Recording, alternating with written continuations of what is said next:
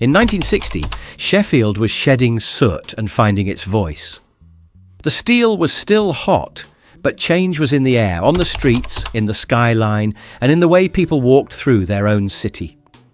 Concrete rose where cobbles once ruled, and every corner reflected a city redefining itself. This wasn't just urban growth, it was identity in motion.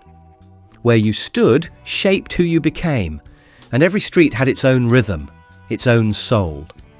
Today, we retrace those paths, not in maps, but in memories. Few places in Sheffield captured the pulse of everyday life like the Moor.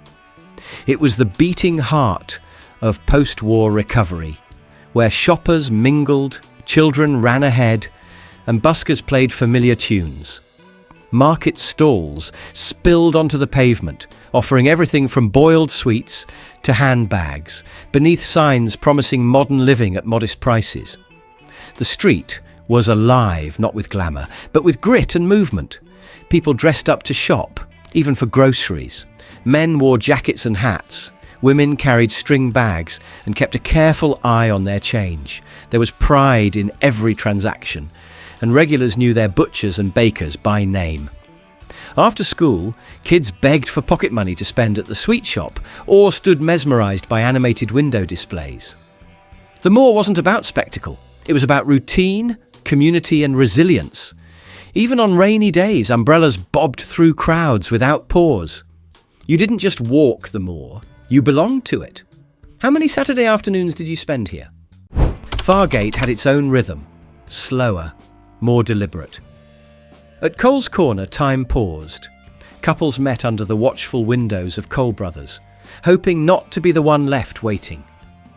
The store itself, rebuilt in the early 60s, stood proud and modern, with its shiny granite walls and sweeping escalators. Shopping there felt like stepping into the future. Cole's Corner wasn't just a meeting place. It was a social anchor. Teenagers arranged first dates there, pensioners swapped stories on benches nearby, and families clutched paper bags from the food hall like trophies.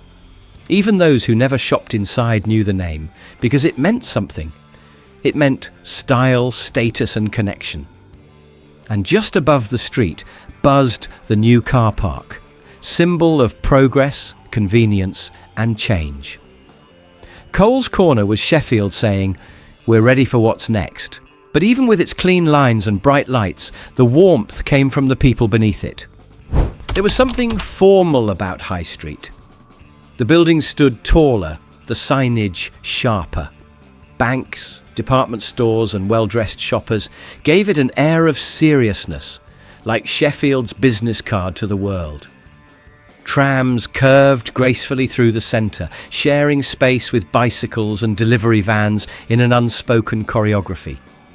You could spend an entire Saturday on High Street, buy a coat at Walsh's, stop for lunch near Arundel Gate, and catch up with friends on the steps outside. The pace was steady, the sounds familiar, footsteps, bells, and the chime of cash registers. It was a street of both tradition and quiet transition. In the early 60s, major road changes began to alter the layout, yet the spirit remained. High Street wasn't flashy. It didn't need to be. It had presence. And that presence came from decades of being walked, worked, and remembered.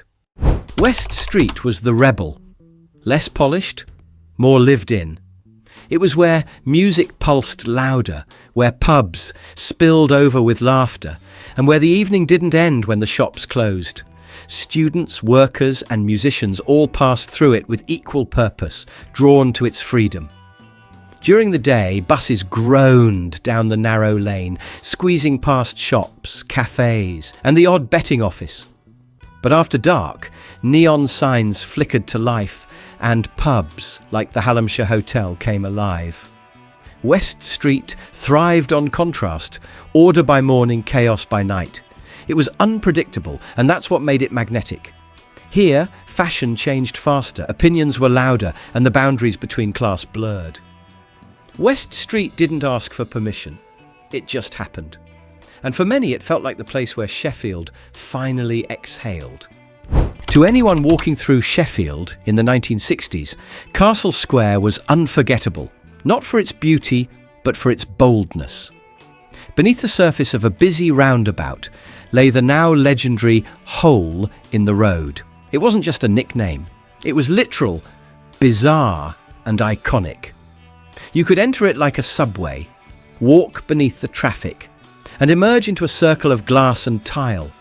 It even had a fish tank, bizarrely placed in the middle of it all, surrounded by tired walls and the echo of footsteps. It was practical, yes, but also a strange kind of monument to modernist ambition. For kids, it was adventure. For adults, a shortcut. For the city, a statement. Even now, its absence leaves a phantom feeling, like a page torn from a favourite book. At the southern edge of the city centre, Eyre Street met the Moor with a constant hum of buses, shoppers and workers on the move. It was a meeting point between movement and memory, where Sheffield's past brushed against its future. The smell of engine fumes blended with fresh bread from corner shops. The 60s brought wider roads, more traffic and larger buildings, but not everything changed.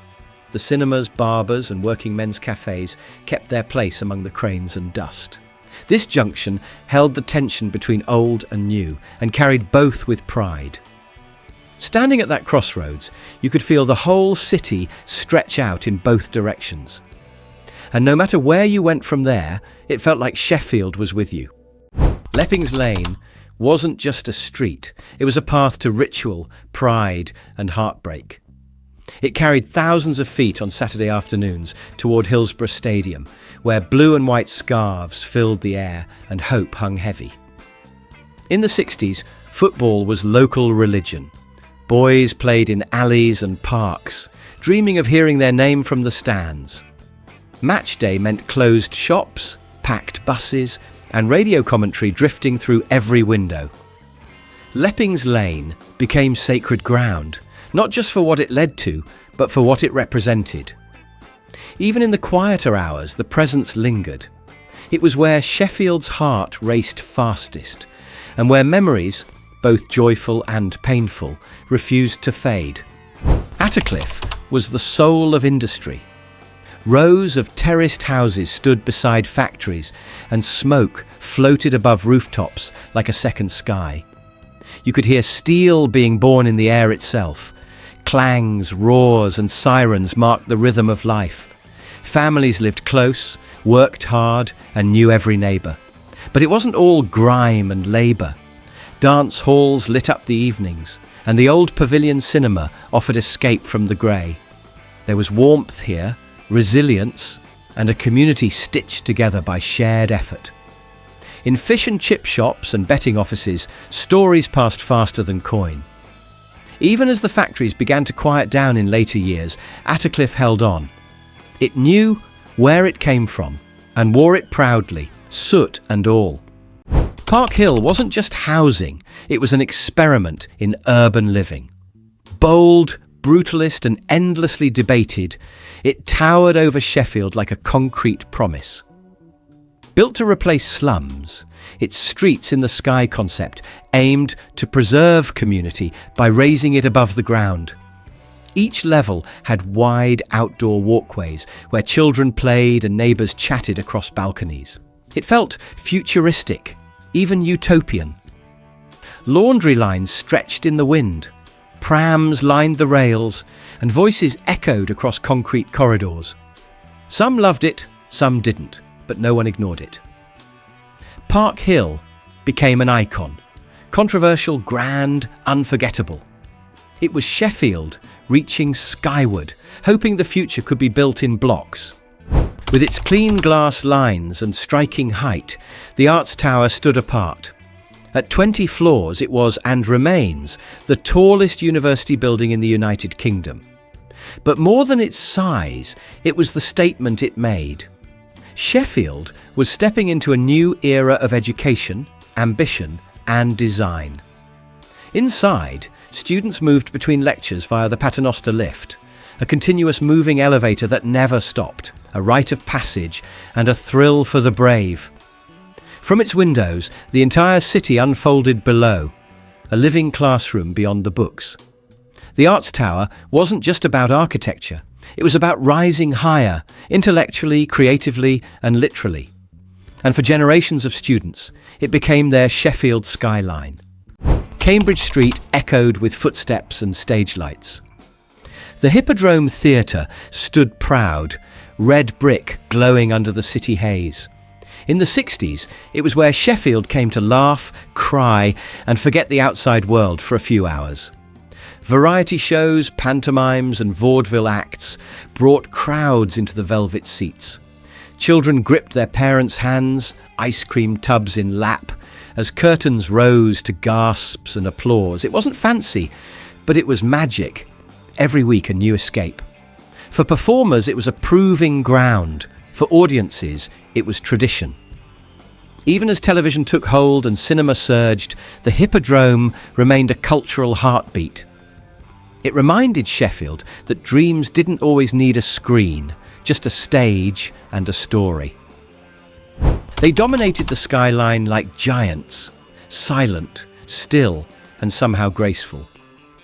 The Tinsley Cooling Towers weren't beautiful in a classic sense, but they were Sheffield's most recognisable landmarks. Rising beside the M1 motorway, they marked the edge of the city like sentinels of the Steel Age. For many, they signalled home. Drivers knew they were nearly back in Sheffield when those massive shapes came into view. They stood for power, industry and resilience, symbols of a city that worked hard and never hid it. Though demolished in 2008, they live on in memory, art and story. Like so much of the 60s, they were imperfect but unforgettable. On Moor Street, tucked between shops and traffic, stands a concrete beast.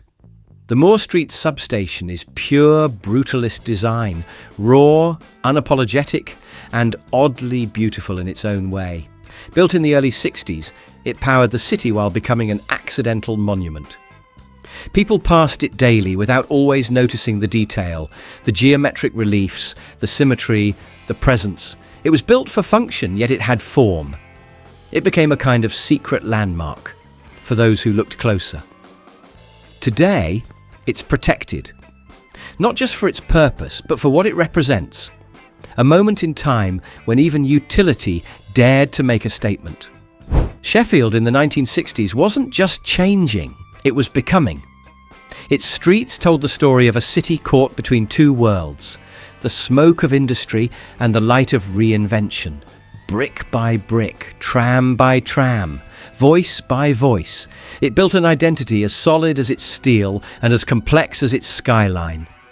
We walked through the Moor, paused at Cole's Corner, climbed Park Hill and stared up at the Arts Tower, not just to remember places, but to remember who we were when those streets were ours. Every step echoed with laughter, effort, and the spirit of a city that never stood still. Which of these streets still holds you? If this journey stirred something deep, subscribe now to keep walking through time with us, story by story, street by street.